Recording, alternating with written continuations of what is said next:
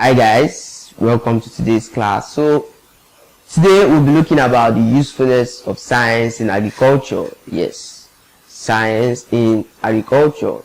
Now, we all know what is agriculture: the science of cultivating crops and rearing of livestock for man's use and industrial purposes. So now we'll be looking about the relevance of biology in agriculture, because the truth is, science has been so instrumental to improving the life of man. And science and agriculture are two fields that are so entwined in one another. Now let's get started. In previous years, food security has been a major issue. There have been cases of bread lines in socialist Venezuela, and there have been cases of severe famine in sub-Saharan Africa.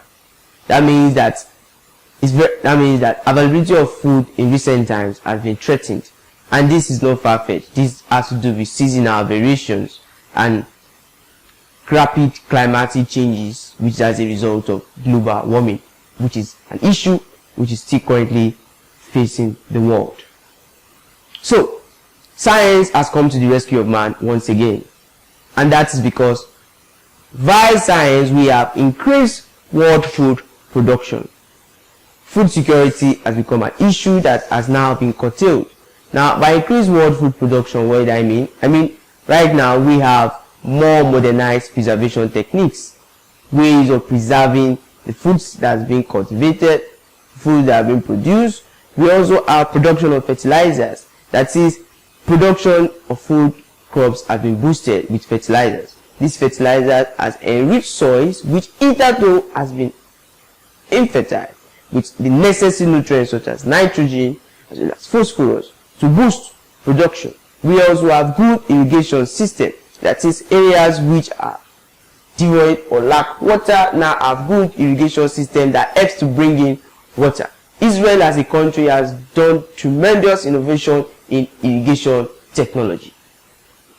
Now we have improved livestock drugs. That is, we don't have situations of our livestock just dying anyhow. We have drugs that now actually take good care of them. So whenever they are down with certain diseases, there are good drugs that immediately deal with that. Then there's improved pest control which has plagued the availability of food due to this organism destroying and damaging crops as well as livestock, both on the farm and also in storage, has been taken care of.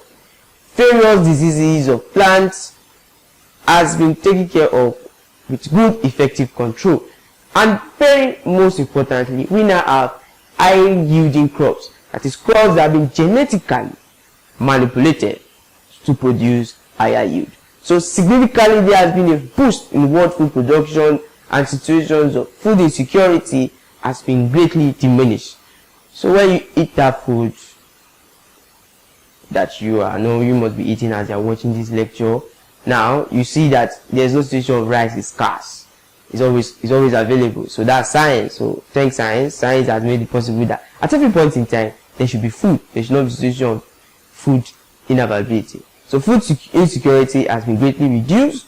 Also, in recent times there have been researches into improved crop production, and these have brought about a better way of controlling pests. Why? Because we have discovered more toxic chemicals that effectively deal with these pests.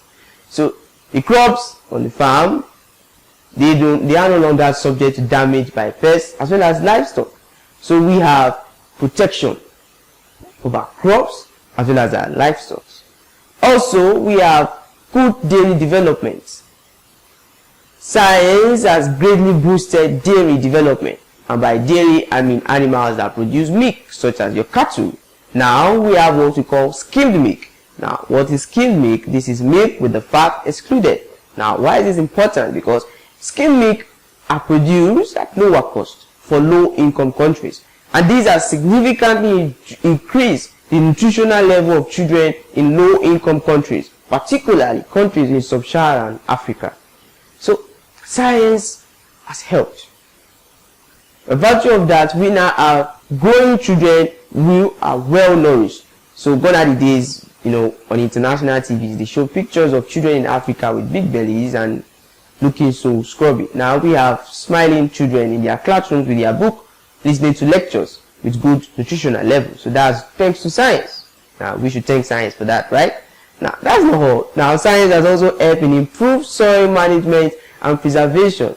Yes, I mentioned earlier about production of fertilizers. Now the farmer applies appropriate fertilizer to the soil, and this helps to support the soil with the essential mineral nutrients.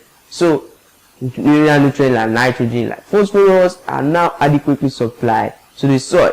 So the farmer that goes to the soil to plant no longer has to start doing some incantations to be begging that rain should fall or this soil should be fertile. Science has solved that. So you just apply fertilizer. You are very sure that at the end of the planting season you have something to harvest and you have something to sell. So thanks to science for that. And also with the discovery of further discovery in science, we are now made to know that there are some certain crops, if you plant them, they naturally will boost up the fertility of the soil. You don't even need to spend money on fertilizer.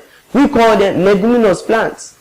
For example, your cowpea, we see if you plant them, they help you to boost soil fertility naturally. How? Because they contain what you call nitrogen fixing bacteria in their root nodules. And what's the function of these nitrogen fixing bacteria? They fix nitrogen directly from the soil, from the atmosphere into the soil. So they replenish the soil. That's nice. And that's because of science. I don't know about you, I love science, and I thank God you are watching this video. That means you love science, right? I believe you all do. And if you don't, you love it. That's why you're watching it. Now, the next one is that we also have crop rotation. Now, by virtue of crop rotation, the yearly crop rotation, it ensures that at no point in time are the nutrients being completely exhausted. So even though you plant this season, you rotate the crop, you plant some set of crop that will help to replenish the nutrient that was lost. Then that way, on that same farmland, we have nutrient continuity. So science and agriculture, well, I always say agriculture will not be agriculture without science.